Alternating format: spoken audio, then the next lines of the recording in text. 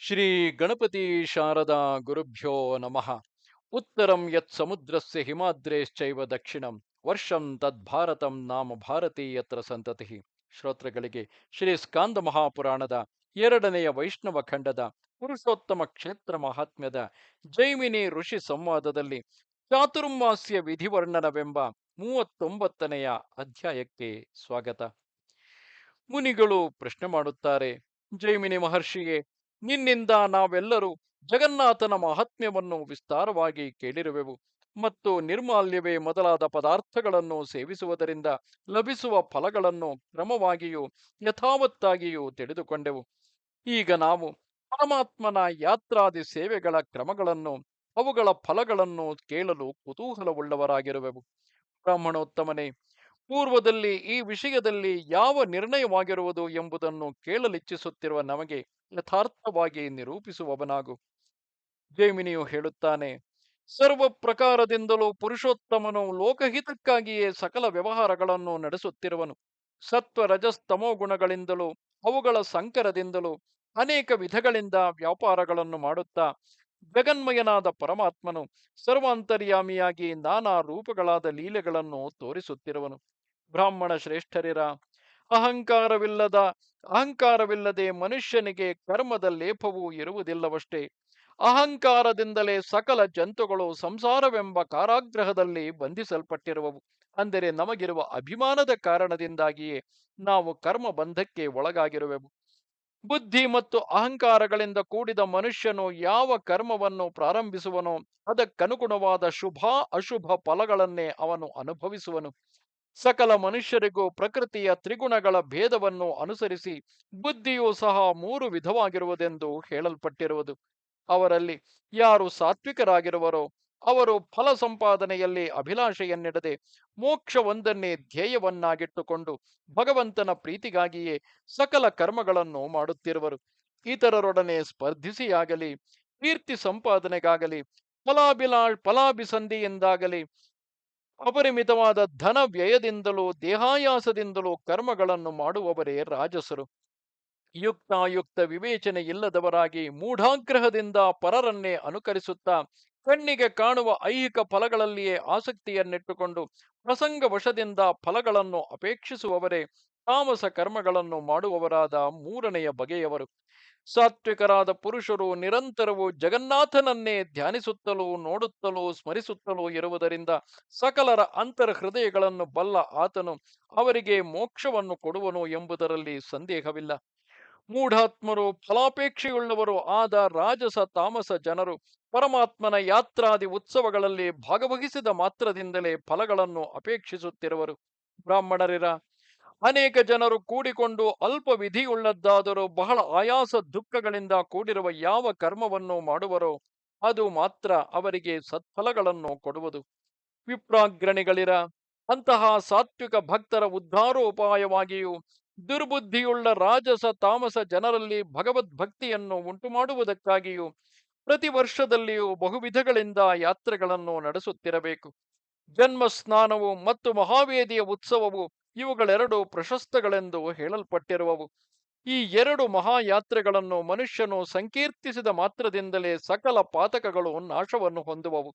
ದಕ್ಷಿಣಾಮೂರ್ತಿಯ ದರ್ಶನವು ಮತ್ತು ಪರಮಾತ್ಮನ ಶಯನೋತ್ಸವವೆಂಬ ಉತ್ಸವ ದ್ವಯವು ದಕ್ಷಿಣಾಯನದಲ್ಲಿ ನಡೆದು ಭಕ್ತರಿಗೆ ಸಕಲ ಪಾಪಗಳನ್ನು ಪರಿಹರಿಸುವುದು. ಬಳಿಕ ಪರಮಾತ್ಮನ ಪಾರ್ಶ್ವ ಪರಿವರ್ತನವೆಂಬ ಉತ್ಸವವನ್ನು ವರ್ಣಿಸುವೆನು. ಜಗನ್ನಾಥನು ಶಯನ ಮಾಡುತ್ತಿರಲು ಯುಗ ಪರಿವರ್ತನವಾಗುವ ಸಮಯದಲ್ಲಿ ಈ ಉತ್ಸವವನ್ನು ನಡೆಸಬೇಕು. ಶ್ರಾವಣ ಮಾಸದ ಕೃಷ್ಣ ಪಕ್ಷದ ಏಕಾದಶಿಯು ಪ್ರಾಪ್ತವಾಗಲು ಮಹಾವಿಷ್ಣುವಿನ ಶಯನ ಮಂದಿರದ ಬಾಗಿಲಿನ ಬಳಿಗೆ ಬಂದು ಮೆಲ್ಲಗೆ ಒಳಹೊಕ್ಕು ಪರ್ಯಂಕದಲ್ಲಿ ಸಂತೋಷದಿಂದ ಪವಡಿಸಿರುವ ಜಗನ್ನಾಥನಿಗೆ ನಮಸ್ಕರಿಸಿ ಮಂದಗತಿಯಿಂದ ಆತನ ಹೊದಿಕೆಯನ್ನು ತೆಗೆದು ಪೂಜೋಪಚಾರಗಳಿಂದ ಸೇವಿಸಬೇಕು.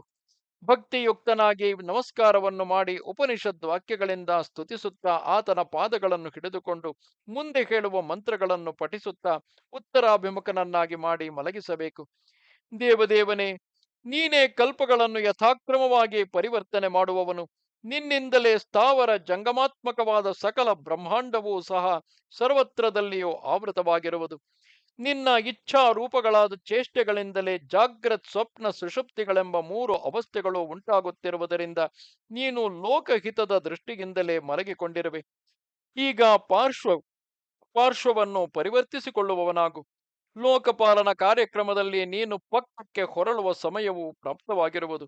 ನಿನ್ನ ಅಪ್ಪಣೆಯಂತೆ ಮಹೇಂದ್ರನು ಸಹ ಧ್ವಜದಲ್ಲಿ ನಿಂತು ಔತ್ಸುಕ್ಯದಿಂದ ನಿನ್ನ ಪಾದಕಮಲಗಳನ್ನು ನೋಡಲೆಳಿಸುತ್ತಿರುವನು ಮತ್ತು ಪ್ರಜೆಗಳ ಜೀವನ ಯಾತ್ರೆಗೆ ಕಾರಣವಾದ ಜಲವನ್ನು ಮೇಘಗಳಿಂದ ಸುರಿಸುತ್ತಾ ಭೂಮಿಯೆಲ್ಲವನ್ನು ನೆನೆಯಿಸುತ್ತಿರುವನು. ಇಂತೆಂದು ಪ್ರಾರ್ಥನೆಯನ್ನು ಮಾಡಿ ಪುನಃ ಪುನಃ ಸ್ತೋತ್ರಗಳಿಂದ ಆತನನ್ನು ಸಂತೋಷಗೊಳಿಸಬೇಕು. ಮತ್ತು ಕಲ್ಪೋಕ್ತ ವಿಧಿಯನ್ನು ಅನುಸರಿಸಿ ಬೀಸಣಿಗೆಗಳಿಂದಲೂ ಚಾಮರಗಳಿಂದಲೂ ಗಾಳಿಯನ್ನು ಹಾಕಬೇಕು. ಸುಗಂಧಯುಕ್ತಗಳಾದ ಚಂದನಾದಿ ದ್ರವ್ಯಗಳಿಂದ ಪರಮಾತ್ಮನ ಸರ್ವಾಂಗಗಳನ್ನು ಚೆನ್ನಾಗಿ ಲೇಪಿಸಬೇಕು. ರುಚಿಕರಗಳಾದ ಕಬ್ಬಿನ ರಸಗಳಿಂದಲೂ ವಿವಿಧಗಳಾದ ಪಾಯಸಗಳಿಂದಲೂ ಹೃದಯಗಳಾದ ಶಾಲ್ಯನ್ನಗಳಿಂದಲೂ ಬಹುವಿಧಗಳಾದ ಫಲಗಳಿಂದಲೂ ಇತರ ವಿಧಗಳಾದ ಉಪ್ಪಿನಕಾಯಿಗಳೇ ಮುಂತಾದ ಸ್ವಾದೂಪದಂಶಗಳಿಂದಲೂ ಪಾಯಸದಲ್ಲಿ ನೆನೆಗಿಸಿದ ಘೃತಾಪು ಅಪೂಪಗಳಿಂದಲೂ ಸುಗಂಧಾಢ್ಯಗಳಾದ ಅಡಿಕೆ ಸುಣ್ಣದೊಡನೆಯೂ ವೀಳೆಯದೆಲೆಗಳಿಂದಲೂ ಕೂಡಿದ ನೈವೇದ್ಯವನ್ನು ಸಿದ್ಧಗೊಳಿಸಬೇಕು. ಎಲೈ ಬ್ರಾಹ್ಮಣೋತ್ತಮರಿರ, ಇವುಗಳೆಲ್ಲವನ್ನು ಮೆಲ್ಲ ಮೆಲ್ಲಗೆ ಶಯನಾಗಾರದ ಬಾಗಿಲಿಗೆ ತೆಗೆದುಕೊಂಡು ಹೋಗಿ ಭಕ್ತಿಯಿಂದ ಪರಮಾತ್ಮನಿಗೆ ನಿವೇದಿಸಬೇಕು. ಆ ದಿನದಲ್ಲಿ ಶ್ರೀಹರಿಯ ದರ್ಶನ ಉಂಟಾದರೆ ಮಹಾಫಲವು ಲಭಿಸುವುದು. ದೇವೋತ್ತಮನನ್ನು ಉದ್ದೇಶಿಸಿ ಯಾವ ಮನುಷ್ಯನು ಅಂದು ಯಾವ ಸೇವೆಯನ್ನೇ ಮಾಡಿದರೂ ಅದು ಅಕ್ಷಯ ಫಲದಾಯಕವಾಗಿ ಪರಿಣಮಿಸುವುದು. ಈ ವ್ರತದಲ್ಲಿ ಮಾಡಬೇಕಾದ ಮುಖ್ಯ ಕಾರ್ಯಗಳೆಂದರೆ ಪ್ರಾತಃ ಸ್ನಾನ, ದಾನ, ಜಪ, ಹೋಮ, ತಪಸ್ಸು, ರಾತ್ರಿಯಲ್ಲಿ ಜಾಗರಣೆಯು, ಉಪವಾಸವು ಮತ್ತು ವ್ರತ ಸಮಾಪ್ತಿಯಾದ ಮೇಲೆ ಬ್ರಾಹ್ಮಣ ಭೋಜನವು. ಈ ವ್ರತವನ್ನು ಸಾಂಗವಾಗಿ ಮಾಡಿದ ಮಾನವನು ವಿಷ್ಣು ಲೋಕವನ್ನು ಹೊಂದುವನು ಮತ್ತು ಮನಸ್ಸಿನಲ್ಲಿ ಯಾವ ಯಾವ ಅಭಿಲಾಷೆಗಳನ್ನು ಇಟ್ಟುಕೊಂಡಿರುವನೋ ಅವುಗಳನ್ನೆಲ್ಲ ನಿಸ್ಸಂದೇಹವಾಗಿಯೂ ಪಡೆಯುವನು. ಎಲೈ ವಿಪ್ರರಿರ, ಇಂದು ನಿಮಗೆ ಮಹಾವಿಷ್ಣುವಿನ ಪಾರ್ಶ್ವ ಪರಿವರ್ತನದ ಮಹೋತ್ಸವವನ್ನು ಕಥನ ಮಾಡಿರುವೆನು. ಅನಾಯಾಸದಿಂದಲೇ ಸಕಲ ಮಾನವರಿಗೂ ನಾಶರಹಿತವಾದ ಸೌಖ್ಯವನ್ನು ಈ ಮಹೋತ್ಸವವು ದರ್ಶನ ಮಾತ್ರದಿಂದಲೇ ಕೈಗೂಡಿಸುವುದು. ಬಳಿಕ ನಿರೂಪಿಸುವ ಉತ್ಥಾಪನ ಮಹೋತ್ಸವವನ್ನು ಕೇಳಿರಿ. ಕೌಮುದಿ ಎಂಬ ಮಹೋತ್ಸವದಲ್ಲಿ ಲೋಕೇಶ್ವರನನ್ನು ಪೂಜಿಸಬೇಕು. ಈ ಉತ್ಸವವನ್ನು ಅಶ್ವಯುಜ ಮಾಸದ ಪೌರ್ಣಿಮೆಯಲ್ಲಿ ದ್ಯೂತ ಕ್ರೀಡೆ, ಪುಷ್ಪ, ವಸ್ತ್ರ, ಮಾಲ್ಯ, ಅನುಲೇಪನಾದಿಗಳಿಂದ ಪ್ರಾರಂಭಿಸಿ ಆ ಹುಣ್ಣಿಮೆಯ ದಿನದ ರಾತ್ರಿಯಲ್ಲಿ ಭಗವಂತನಿಗೆ ಉತ್ಸವವನ್ನು ವೈಭವದಿಂದ ನಡೆಸಬೇಕು. ತೆಂಗಿನಕಾಯಿಯೇ ಮುಂತಾದ ಪದಾರ್ಥಗಳಿಂದಲೂ ಪಿಷ್ಟಗಳಿಂದಲೂ ಶ್ರೀಹರಿಯ ಪೂಜೆಯನ್ನು ಮಾಡಬೇಕು. ಬಳಿಕ ಸೂರ್ಯೋದಯವಾಗಲು ಕಾರ್ತಿಕ ಮಾಸದಲ್ಲಿ ಉತ್ತಮ ವ್ರತವನ್ನು ನೆರವೇರಿಸುವಂತೆ ಪರಮಾತ್ಮನಲ್ಲಿ ಸಂಕಲ್ಪ ಮಾಡಬೇಕು ಮತ್ತು ಆ ಪೂಜಾ ವ್ರತಗಳಿಂದಲೇ ಕಾರ್ತಿಕ ಶುಕ್ಲ ಏಕಾದಶಿಯ ಪರ್ಯಂತವು ದಿವಸಗಳನ್ನು ಕಳೆಯಬೇಕು. ಅಂದಿನ ದಿವಸ ನಿದ್ರಿಸುತ್ತಿರುವ ಲೋಕೇಶ್ವರನನ್ನು ಯೋಗಮಾಯಾ ರೂಪವಾದ ನಿದ್ರೆಯಿಂದಲೇ ಎಚ್ಚರಗೊಳಿಸಬೇಕು. ಮೇಲೆ ಹೇಳಿದಂತೆಯೇ ಮಧ್ಯರಾತ್ರಿಯಲ್ಲಿ ಜಗನ್ನಾಥನಿಗೆ ಪೂಜೆಯನ್ನು ಮಾಡಿ ಮುಂದೆ ಹೇಳುವ ಮಂತ್ರವನ್ನು ಮೆಲ್ಲಗೆ ಪಠಿಸುತ್ತಾ ಸಂತೋಷದಿಂದ ಆತನನ್ನು ಸುಖನಿದ್ರೆಯಿಂದ ಎಚ್ಚರಗೊಳಿಸಬೇಕು. ದೇವದೇವೇಶ್ವರನೇ, ತೇಜೋರಾಶಿಯೇ, ಲೋಕೇಶ್ವರನೇ, ಮೇಲಕ್ಕೇಳುವವನಾಗು. ಸ್ವಾಮಿಯೇ, ನಿನ್ನ ಮಾಯೆಯಿಂದ ಮೋಹಿತವಾಗಿ ನಿದ್ರಿಸುತ್ತಿರುವ ಸಕಲ ಬ್ರಹ್ಮಾಂಡವನ್ನು ಕೃಪಾ ದೃಷ್ಟಿಯಿಂದ ನೋಡು. ಅರಳಿದ ಕೆಂದಾವರೆಯನ್ನು ಧಿಕ್ಕರಿಸುವ ನಿನ್ನ ಕಣ್ಣುಗಳಿಂದ ನೋಡಲ್ಪಡಲು ಈ ಸಕಲ ಪ್ರಪಂಚವು ಅತ್ಯಧಿಕವಾದ ಪವಿತ್ರತೆಯನ್ನು ಪಡೆಯುವುದು. ಅದರಿಂದ ಲೋಕದಲ್ಲಿ ಸಕಲ ಶ್ರೌತ ಸ್ಮಾರ್ಥ ಕರ್ಮಗಳು ಅಭಿವೃದ್ಧಿಯನ್ನು ಹೊಂದುವುದು ನಿಶ್ಚಯವು. ಇಂತೆಂದು ಜಗನ್ನಾಥನನ್ನು ವೇಣು ವೀಣಾದಿ ವಾದ್ಯಗಳ ಇಂಚರಗಳಿಂದ ಪ್ರಬೋಧಗೊಳಿಸಬೇಕು. ವಂದಿ ಮಾಗಧರ ಸ್ತೋತ್ರ ಪಾಠಗಳಿಂದಲೂ ಸೂತರ ಮಂಗಳಾಶಾಸನಗಳಿಂದಲೂ ಶಂಖ ಕಹಳೆ ಮುರಜಗಳೇ ಮುಂತಾದ ವಾದ್ಯಗಳ ಧ್ವನಿಗಳಿಂದಲೂ ನೃತ್ಯ ಸಹಿತಗಳಾದ ಸಂಗೀತಗಳಿಂದಲೂ ಆತನನ್ನು ನಿದ್ರೆಯಿಂದ ಎಚ್ಚರಿಸಬೇಕು. ಜಯಕಾರಗಳಿಂದಲೂ ಸ್ತೋತ್ರಗಳಿಂದಲೂ ಜಗನ್ನಾಥನನ್ನು ನೃತ್ಯ ಮಂಟಪಕ್ಕೆ ಕರೆದುಕೊಂಡು ಬಂದು ಸುಗಂಧಯುಕ್ತವಾದ ತೈಲದಿಂದ ಅಭ್ಯಂಜನ ಸ್ನಾನವನ್ನು ಮಾಡಿಸಬೇಕು. ಪಂಚಾಮೃತ, ಎಳನೀರು, ಫಲರಸಗಳಿಂದಲೂ ಸುಗಂಧ ಸಹಿತವಾದ ಆಮಲಕ ತೈಲದಿಂದಲೂ ದೇಹವನ್ನು ತೊಡೆದು ಯವಕಲ್ಕದಿಂದ ಅವುಗಳನ್ನುಜ್ಜಿ ಕಳೆಯಬೇಕು. ತುಳಸಿ ಕಾಷ್ಠಗಳ ಚೂರ್ಣದಿಂದ ಮೈಯನ್ನುಜ್ಜಿ ಶ್ರೀಗಂಧ ಚಂದನಗಳನ್ನು ಲೇಪನೆ ಮಾಡಿ ಪುಷ್ಪ ಸಾರಗಳಿಂದಲೂ ಕರ್ಪೂರ ಚೂರ್ಣದಿಂದಲೂ ಕುಶಾಗ್ರಗಳಿಂದಲೂ ರತ್ನೋದಕಗಳಿಂದಲೂ ಕೂಡಿದ ಪರಿಮಳೋದಕಗಳಿಂದ ಭಗವಂತನಿಗೆ ಉತ್ತರ ಸ್ನಾನವನ್ನು ಮಾಡಿಸಬೇಕು. ಈ ವಿಧವಾಗಿ ಸ್ನಾನವನ್ನು ಮಾಡುತ್ತಿರುವ ಪುರುಷೋತ್ತಮನನ್ನು ಯಾವ ಮಾನವರು ಸಂತೋಷಗೊಂಡು ನೋಡುತ್ತಿರುವರೋ ಅವರು ಹಿಂದಿನ ಅನೇಕ ಜನ್ಮಗಳಲ್ಲಿ ಸಂಪಾದಿಸಿದ ಅಪ್ರಕ್ಷಾಳ್ಯಗಳಾದ ದೋಷಗಳನ್ನು ಕಳೆದುಕೊಳ್ಳುವರು. ಬಳಿಕ ಜಗದೀಶ್ವರನಿಗೆ ನಡುವಿನಲ್ಲಿ ಉತ್ತಮವಾದ ಪೀತಾಂಬರವನ್ನು ಉಡಿಸಬೇಕು. ಕುಂಕುಮ, ಅಗರು, ಕಸ್ತೂರಿ, ಚಂದನಾದಿ ದ್ರವ್ಯಗಳನ್ನು ಕೇಸರಿಯ ನೀರಿನಲ್ಲಿ ಅರೆದು ಕಾಲಾಗುರುವಿನ ರಸದಲ್ಲಿ ಬೆರೆಸಿ ಅದನ್ನು ಪರಮಾತ್ಮನ ಕಾಲುಗಳಿಂದ ತಲೆಯವರೆವಿಗೂ ಸರ್ವಾಂಗಗಳಿಗೂ ಲೇಪನೆ ಮಾಡಬೇಕು. ಮತ್ತು ಕರ್ಪೂರ ಚೂರ್ಣದಿಂದ ಸುವಾಸಿತವಾದ ಮಾಲತಿ ಪುಷ್ಪಗಳ ವನಮಾಲೆಯನ್ನು ಸಮರ್ಪಿಸಬೇಕು. ಬಳಿಕ ಬಹುವಿಧಗಳಾದ ನೈವೇದ್ಯಗಳಿಂದ ಪೂಜೆಯನ್ನು ಮಾಡಿ ಮಹಾವಿಷ್ಣುವಿಗೆ ಮಂಗಳಾರತಿಯನ್ನು ಬೆಳಗಬೇಕು. ಸಂತೋಷದಿಂದ ದೇವದೇವನ ಮುಂದುಗಡೆಯಲ್ಲಿ ನಿಂತು ಅಂಜಲಿ ಬಂಧವನ್ನು ಮಾಡಿಕೊಂಡು ಪ್ರಾರ್ಥನೆಯನ್ನು ಮಾಡಬೇಕು. ಸರ್ವವ್ಯಾಪಿಯಾದ ಸ್ವಾಮಿಯೇ, ಚರಾಚರಾತ್ಮಕವಾದ ಈ ಬ್ರಹ್ಮಾಂಡವೆಲ್ಲವೂ ನಿನ್ನೊಬ್ಬನ ಅಧೀನದಲ್ಲಿ ಇರುವುದಲ್ಲವೇ?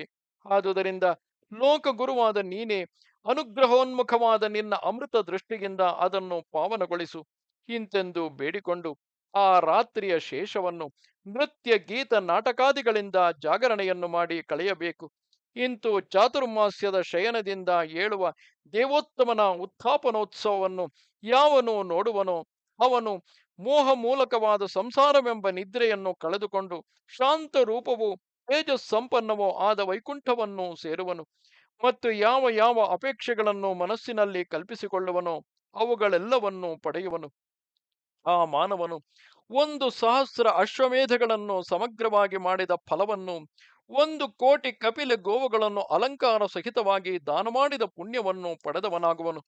ಮತ್ತು ಸಕಲ ತೀರ್ಥಗಳಲ್ಲಿ ಸ್ನಾನವನ್ನು ಮಾಡಿದ ಮಹತ್ತರವಾದ ಪುಣ್ಯವನ್ನು ಪಡೆಯುವನು. ಈ ಚಾತುರ್ಮಾಸ್ಯ ವ್ರತದ ಪಾರಣೆಯನ್ನು ಕಾರ್ತೀಕ ಮಾಸದ ಹುಣ್ಣಿಮೆಯ ದಿವಸದಲ್ಲಿ ಮಾಡಬೇಕು. ನಿಷ್ಕ ಪ್ರಮಾಣದ ಚಿನ್ನದಿಂದಾಗಲಿ ಶಕ್ತಿ ಅನುಸಾರವಾಗಿ ಇತರ ಲೋಹಗಳಿಂದಲಾಗಲಿ ಮಾಡಿದ ದಾಮೋದರನ ಪ್ರತಿಮೆಯನ್ನು ಸಾಲಗ್ರಾಮ ಶಿಲೆಯಲ್ಲಿ ಸ್ಥಾಪಿಸಿ ಇಂದ್ರಿಯ ಸಂಯಮ ಸಹಿತನಾಗಿ ಭಗವಂತನ ಆ ಚಕ್ರಮೂರ್ತಿಯನ್ನು ಆ ದಿವಸದಲ್ಲಿ ಪೂಜಿಸಬೇಕು. ಅದಕ್ಕಾಗಿ ಬೇರೆ ಮಂಟಪವನ್ನು ರಚಿಸಬೇಕು ಅಥವಾ ಮನೆಯ ಒಂದು ಭಾಗವನ್ನೇ ಪೂಜೆಗಾಗಿ ಪರಿಶುದ್ಧಗೊಳಿಸಬೇಕು. ಅದನ್ನು ಹೂವುಗಳ ದಂಡೆಗಿಂದಲೂ ಚಾಮರಗಳಿಂದಲೂ ಪತಾಕೆಗಳಿಂದಲೂ ಅಲಂಕಾರ ಮಾಡಿ ನೆಲವನ್ನು ಗೋಡೆಗಳನ್ನು ಸುಣ್ಣದಿಂದ ತೊಡೆದು ಕಂಬಗಳನ್ನೆಲ್ಲ ಬಣ್ಣ ಬಣ್ಣಗಳ ವಸ್ತ್ರಗಳಿಂದ ಆಚ್ಛಾದಿಸಿ ಶೃಂಗರಿಸಬೇಕು. ಈ ಪವಿತ್ರ ಗ್ರಹಕ್ಕೆ ಕಾಲಾಗುರುಗಳಿಂದ ಹೊಗೆಯನ್ನು ಹಾಕಿ ಅದರ ಮಧ್ಯದಲ್ಲಿ ವಿವಿಧ ವರ್ಣಗಳ ತಂಡುಲಾದಿಗಳಿಂದ ಸ್ವಸ್ತಿ ಕಮಂಡಲವನ್ನು ರಚಿಸಬೇಕು. ಆ ಮಂಡಲದ ಮಧ್ಯದಲ್ಲಿ ಆನೆಯ ದಂತದಿಂದ ಮಾಡಲ್ಪಟ್ಟು ಸರ್ವಾಂಗ ಸುಂದರವಾದ ಮಂಚವನ್ನು ಸ್ಥಾಪಿಸಬೇಕು. ಅದರ ಮೇಲೆ ಹಂಸತೂಲಿಕಾ ತಲ್ಪವನ್ನು ವಿಸ್ತರಿಸಿ ಅದರಲ್ಲಿ ಶ್ರೀ ಪುರುಷೋತ್ತಮನನ್ನು ಕೂಡಿಸಬೇಕು. ಆ ದಾಮೋದರನ ವಿಗ್ರಹವು 4 ಭುಜಗಳುಳ್ಳದ್ದಾಗಿ ಮೇಲಿನ 2 ಕೈಗಳಲ್ಲಿ ಶಂಖ ಪದ್ಮಗಳನ್ನು ಧರಿಸಿ ಮತ್ತೊಂದು ಎಡಗೈಯಿಂದ ಪದ್ಮಾಲಯೆಯಾಗಿ ತೊಡೆಯ ಮೇಲೆ ಕುಳಿತಿರುವ ಲಕ್ಷ್ಮೀದೇವಿಯನ್ನು ಆಲಂಗಿಸಿಕೊಂಡು ಬಲಗೈಯಲ್ಲಿ ಭಕ್ತರಿಗೆ ವರಗಳನ್ನು ನೀಡಲು ಎತ್ತಿದ ವರದ ಮುದ್ರೆಯಿಂದ ಕೂಡಿದುದಾಗಿರಬೇಕು. ಮತ್ತು ಸುಂದರಗಳಾದ ನಾಸಿಕ, ಲಲಾಟ, ನೇತ್ರಗಳು ಮತ್ತು ಕಿವಿಗಳಿಂದ ಕಂಗೊಳಿಸುತ್ತಿರುವ ಮುಖವುಳ್ಳದ್ದಾಗಿರಬೇಕು. ಸ್ವಾಮಿಯು ವಿಶಾಲವಾದ ವಕ್ಷಸ್ಥಳವುಳ್ಳವನಾಗಿ ಸರ್ವಾಂಗ ಸೌಂದರ್ಯಯುತನಾಗಿ ಸಮಸ್ತ ಆಭರಣಗಳನ್ನು ಧರಿಸಿ ಶೋಭಿಸುತ್ತಾ ದಿವ್ಯವಾದ ಪೀತಾಂಬರವನ್ನುಟ್ಟು ಮೆರೆಯುತ್ತಿರಬೇಕು. ಬಳಿಕ ಪದ್ಮಹಸ್ತೆಯಾಗಿ ಸ್ವಾಮಿಗೆ ತಾಂಬೂಲವನ್ನು ಅರ್ಪಿಸುತ್ತಾ ಇರುವಂತೆ ಮಹಾಲಕ್ಷ್ಮಿಯ ವಿಗ್ರಹವನ್ನು ಮಾಡಿ ಪಂಚಾಮೃತಗಳಿಂದ ಸ್ನಾನವನ್ನು ಮಾಡಿಸಿ ವಸ್ತ್ರಯುಗ್ಮವನ್ನು ತೊಡಿಸಬೇಕು. ಇಂತು ಭಗವಂತನನ್ನು ಸ್ವಶಕ್ತಿಯನುಸಾರವಾದ ವಿಭವದಿಂದ ಉಪಚಾರ ಮಾಡಿ ಪೂಜಿಸಬೇಕು. ದೇವರ ಮುಂದುಗಡೆಯಲ್ಲಿ ತಾಮ್ರ ಅಥವಾ ಮಣ್ಣಿನ ಹಣತೆಗಳಲ್ಲಿ ಹಸುವಿನ ತುಪ್ಪದಿಂದ ದೀಪಗಳನ್ನು ಹಚ್ಚಿಡಬೇಕು ಅಥವಾ ಎಣ್ಣೆಯ 100 ದೀಪಗಳ ವೃಕ್ಷಗಳನ್ನು ಮಾಡಿ ಅರ್ಪಿಸಬೇಕು. ಬಳಿಕ ಬ್ರಹ್ಮದೇವನನ್ನು, ನಾರದನೆ ಮೊದಲಾದ ದೇವರ್ಷಿಗಳನ್ನು ಪೂಜಿಸಬೇಕು. ಬ್ರಾಹ್ಮಣೋತ್ತಮರನ್ನು ಬರಮಾಡಿಕೊಂಡು ಅವರನ್ನು ಪರಮಾತ್ಮ ಸ್ವರೂಪರೆಂದೇ ಭಾವಿಸಿ ವಸ್ತ್ರದ್ವಯಗಳಿಂದಲೂ ಹೂಮಾಲೆಗಳಿಂದಲೂ ಸುಗಂಧ ದ್ರವ್ಯಗಳಿಂದಲೂ ಭಕ್ಷ್ಯ ಭೋಜ್ಯ ಫಲಸಹಿತಗಳಾದ ಭೋಜನಗಳಿಂದಲೂ ತೃಪ್ತಗೊಳಿಸಬೇಕು. ಮತ್ತು ದಾಮೋದರನಿಗೆ ಗಂಗೋದಕದ ಅಭಿಷೇಕವೇ ಮುಖ್ಯಾಂಗವಾದ ಪೂಜೆಯನ್ನು ಯಥೋಚಿತ ರೀತಿಯಲ್ಲಿ ಮಾಡಬೇಕು. ಈ ಅರ್ಚನೆಗೆ ವಿದ್ಯುಕ್ತವಾದುದಾಗುವುದು. ತದ್ವಿಷ್ಣೋಹ ಪರಮಂ ಪದಂ ಇತ್ಯಾದಿ ಮಂತ್ರದಿಂದ ಬ್ರಹ್ಮಾದಿ ದೇವತೆಗಳನ್ನು ಪೂಜೆ ಮಾಡಬೇಕು. ವೇಣು ವೀಣಾದಿ ವಾದ್ಯ ಶ್ರವಣದಿಂದಲೂ ಸಂಗೀತಗಳಿಂದಲೂ ಪುರಾಣ ಪಠಣಗಳಿಂದಲೂ ಪೂಜೆಯನ್ನು ಸಮಗ್ರಗೊಳಿಸಬೇಕು. ಇಂತು ಜಾಗರಣೆಯನ್ನು ಮಾಡಿ ರಾತ್ರಿಯನ್ನು ಕಳೆಯುತ್ತಾ ಮಹೋತ್ಸವವನ್ನು ನಡೆಸಿ ನಿರ್ಮಲವಾದ ಸೂರ್ಯೋದಯವಾಗಲು ಔಪಾಸನೆ ಹೋಮಾದಿಗಳನ್ನು ಮಾಡಬೇಕು. ಮಹಾವಿಷ್ಣುವಿನ ಅಷ್ಟಾಕ್ಷರಿ ಮಂತ್ರದಿಂದ ಸಮಿತ್ತುಗಳು, ಆಜ್ಯ, ಚರು, ಲಾಜಾಕ್ಷತೆಗಳು, ಮಧುಲೇಪಿತಗಳಾದ ಸಮಿತ್ತುಗಳಿಂದ ಐಶ್ವರ್ಯ ಕಾಮನಾದ ಮನುಷ್ಯನು ಅಗ್ನಿಯಲ್ಲಿ ಹೋಮ ಮಾಡಬೇಕು. ವಿಷ್ಣು ಸೂಕ್ತದಿಂದ 108 ಆಹುತಿಗಳನ್ನು ಕೊಟ್ಟು ಬಳಿಕ ಬ್ರಹ್ಮನೇ ಮೊದಲಾದ ದ್ವಾದಶ ವೈಷ್ಣವರಿಗೆ ಒಬ್ಬೊಬ್ಬರಿಗೂ ತಿಲದಿಂದ ಕ್ರಮವಾಗಿ 8 ಆಹುತಿಗಳನ್ನು ಕೊಡಬೇಕು. ಬ್ರಹ್ಮದೇವನು, ನಾರದನು, ದಕ್ಷನು, ವಸಿಷ್ಠನು, ಗೌತಮನು, ಸನತ್ಕುಮಾರನು, ಅತ್ರಿಯು, ಭರದ್ವಾಜನು, ಕಶ್ಯಪನು, ದೂರ್ವಾಸ ಮಹರ್ಷಿಯು, ಅಗಸ್ತ್ಯನು, ಮಹೇಶ್ವರನು ಈ 12 ಜನರು ವೈಷ್ಣವರೆಂಬ ಖ್ಯಾತಿಯನ್ನು ಪಡೆದಿರುವರು. ಇವರೆಲ್ಲರೂ ಮಹಾವಿಷ್ಣುವಿನ ರೂಪಗಳೇ ಎಂಬುದರಲ್ಲಿ ಸಂದೇಹವಿಲ್ಲ. ಆ ಬ್ರಾಹ್ಮಣೋತ್ತಮರನ್ನು ಪೂಜಿಸಲು ಮಹಾವಿಷ್ಣುವು ಕ್ಷಣ ಮಾತ್ರದಲ್ಲಿ ಸಂತೋಷವನ್ನು ಪಡೆಯುವನು. ಇಂತು ಹೋಮವನ್ನು ಮಾಡಿ ಹೋಮಶೇಷವನ್ನು ಪ್ರಾಶನ ಮಾಡಿ ಬಳಿಕ ಆಚಾರ್ಯ ದಕ್ಷಿಣೆಯನ್ನು ಕೊಡಬೇಕು. ಕೊಂಬು ಗೊರಸುಗಳಲ್ಲಿ ಚಿನ್ನದ ಆಭರಣಗಳುಳ್ಳ ಆಕಳನ್ನು, ವಸ್ತ್ರವನ್ನು, ಧಾನ್ಯ ರಾಶಿಯನ್ನು ಪುರೋಹಿತನಿಗೆ ಭಕ್ತಿಯಿಂದ ಸಮರ್ಪಿಸಿ ಶ್ರೀ ವಾಸುದೇವನು ಸುಪ್ರೀತನಾಗುವುದಕ್ಕಾಗಿ ಬ್ರಾಹ್ಮಣ ಶ್ರೇಷ್ಠರಿಗೆ ಉತ್ತಮ ಭೋಜನವನ್ನು ಮಾಡಿಸಬೇಕು. ಮತ್ತು ಸಕಲ ವಸ್ತ್ರಾಲಂಕಾರಗಳಿಂದ ಭೂಷಿತವಾದ ದಾಮೋದರನ ಪ್ರತಿಮೆಯನ್ನು ಬಳಿಕ ದಾನ ಮಾಡಬೇಕು. ದಾನ ಮಂತ್ರವು ಈ ರೀತಿಯಾಗಿರುವುದು: ದಾಮೋದರನೇ, ಲೋಕೇಶ್ವರನೇ, ವಿಶ್ವವೆಲ್ಲವೂ ನಿನ್ನಿಂದ ವ್ಯಾಪಿತವಾಗಿಯೇ ಇರುವುದಲ್ಲವೇ? ಇದೆಲ್ಲವೂ ನಿನ್ನ ಆಧಾರದ ಮೇಲೆಯೇ ನಿಂತಿರುವುದು. ನೀನೇ ಸಕಲ ಪ್ರಪಂಚದ ಭಾವನೆಗೆ ಆಧಾರ ಸ್ತಂಭವಾಗಿರುವ ಧರ್ಮದ ಸ್ವರೂಪನಾಗಿರುವೆ. ನಿನ್ನ ಅನುಗ್ರಹದಿಂದ ನನ್ನ ಚಾತುರ್ಮಾಸ್ಯ ವ್ರತವು ಮುಗಿಯಿತು. ಅದು ನನಗೆ ಸಂಪೂರ್ಣ ಫಲದಾಯಕವಾಗಲಿ. ದಾನ ಮಾಡುವವನು ದಾಮೋದರನು, ಪರಿಗ್ರಹಿಸುವನು ಮಹಾದೇವನು. ಈ ಭಾವದಿಂದ ಜಗನ್ನಾಥನ ವಿಗ್ರಹವನ್ನು ದಾನ ಮಾಡುತ್ತಿರುವೆನು. ಲೋಕಗುರುವಾದ ಈ ಆತನು ನನ್ನಲ್ಲಿ ಪ್ರಸನ್ನನಾಗಲಿ. ಇಂತೆಂಬ ಮಂತ್ರವನ್ನು ಜಪಿಸುತ್ತಾ ಆಚಾರ್ಯನಿಗೆ ದಾಮೋದರ ಪ್ರತಿಮೆಯನ್ನು ಅರ್ಪಿಸಬೇಕು. ವ್ರತವು ಸಾಂಗವಾಗಿ ನೆರವೇರಲು ಆಚಾರ್ಯನನ್ನು ಭಕ್ತಿಯಿಂದ ಪೂಜಿಸಿ ಸ್ತೋತ್ರ ಮಾಡಿ ಆತನ ಅನುಗ್ರಹವನ್ನು ಪಡೆಯಬೇಕು. ಆಚಾರ್ಯನು ಸಂತೋಷಗೊಳ್ಳಲು ಶ್ರೀಮನ್ನಾರಾಯಣನು ಸಂತುಷ್ಟನಾಗುವನು. ಉಳಿದ ಬ್ರಾಹ್ಮಣರಿಗೂ ಯಥೋಚಿತವಾಗಿ ದ್ರವ್ಯವನ್ನು ವಿನಿಯೋಗಿಸಬೇಕು. ಆಮೇಲೆ ಇಷ್ಟ ಶಿಷ್ಟ ಮಿತ್ರ ಬಂಧುಗಳೊಡನೆ ತಾನು ಭೋಜನವನ್ನು ಮಾಡಬೇಕು. ಇಂತು ಚಾತುರ್ಮಾಸ್ಯ ವ್ರತವನ್ನು ವಿದ್ಯುಕ್ತ ರೀತಿಯಿಂದ ಸಮಾಪ್ತಿಗೊಳಿಸಲು ಶಾಸ್ತ್ರೋಕ್ತಗಳಾದ ಫಲಗಳನ್ನೆಲ್ಲ ಇಲ್ಲಿ ಅನುಭವಿಸಿ ಕೊನೆಯಲ್ಲಿ ವಿಷ್ಣುಲೋಕವನ್ನು ಮಾನವನು ಪಡೆಯುವನು. ಸಕಲ ಶ್ರುತಿ ಸ್ಮೃತಿ ಪುರಾಣಗಳಲ್ಲಿ ಹುಡುಕಿದರೂ ಇದಕ್ಕಿಂತ ಉತ್ತಮವಾದ ವ್ರತವು ಮತ್ತೊಂದಿಲ್ಲವು. ಈ ವ್ರತವನ್ನು ಅನುಷ್ಠಾನ ಮಾಡಿದ ಮಾತ್ರದಿಂದಲೇ ಮನುಷ್ಯನು ಕೃತಕೃತ್ಯನಾಗುವನು. ಎಲೈ ದ್ವಿಜವರ್ಯರಿರ, ಈ ವ್ರತವು ಮಹಾವಿಷ್ಣುವಿಗೆ ಪ್ರೀತಿಯನ್ನು ಉಂಟು ಮಾಡುವಂತೆ ಮತ್ತೆ ಯಾವ ವ್ರತವೂ ಮಾಡಲಾರದು. ಬ್ರಾಹ್ಮಣೋತ್ತಮರಿರ, 1,000 ತಿಲಪಾತ್ರಗಳನ್ನು, 1,00,000 ಕಪಿಲ ಗೋವುಗಳನ್ನು, 100 ಕೃಷ್ಣಾಜಿನಗಳನ್ನು, 10,000 ಕನ್ಯೆಯರನ್ನು ದಾನ ಮಾಡುವುದರಿಂದಲೂ 3.5 ಕೋಟಿ ತೀರ್ಥಗಳಲ್ಲಿ ಸ್ನಾನ ಮಾಡುವುದರಿಂದಲೂ ಯಾವ ಫಲವನ್ನು ಮಾನವನು ಪಡೆಯುವನೋ, ಈ ವ್ರತವನ್ನು ಅಂದರೆ ಈ ಚಾತುರ್ಮಾಸ್ಯ ವ್ರತವನ್ನು ಮಾಡುವುದರಿಂದ ಆ ಫಲವನ್ನೇ ಪಡೆಯುವನಲ್ಲದೆ ಇತರ ಯಾವ ಯಾವ ಅಭಿಲಾಷೆಗಳನ್ನು ಮನಸ್ಸಿನಲ್ಲಿ ತೋರಿಸುವನೋ ಅವುಗಳನ್ನು ಹೊಂದುವನು. ಇಲ್ಲಿಗೆ ಶ್ರೀ ಸ್ಕಾಂದ ಮಹಾಪುರಾಣದ 2ನೆಯ ವೈಷ್ಣವ ಖಂಡದ ಪುರುಷೋತ್ತಮ ಕ್ಷೇತ್ರ ಮಹಾತ್ಮ್ಯದ ಜೈಮಿನಿ ಋಷಿ ಸಂವಾದದಲ್ಲಿ ಚಾತುರ್ಮಾಸ್ಯ ವಿಧಿವರ್ಣನವೆಂಬ 39ನೆಯ ಅಧ್ಯಾಯವು ಮುಗಿದುದು. ನಮಸ್ತೆ ಶಾರದೆ ದೇವಿ ಕಾಶ್ಮೀರ ಪುರವಾಸಿನಿ ತ್ವಾಮಹಂ ಪ್ರಾರ್ಥೆಯೇ ನಿತ್ಯಂ ವಿದ್ಯಾದಾನಂಚ ದೇಹಿಮೆ. ನಮಸ್ಕಾರ.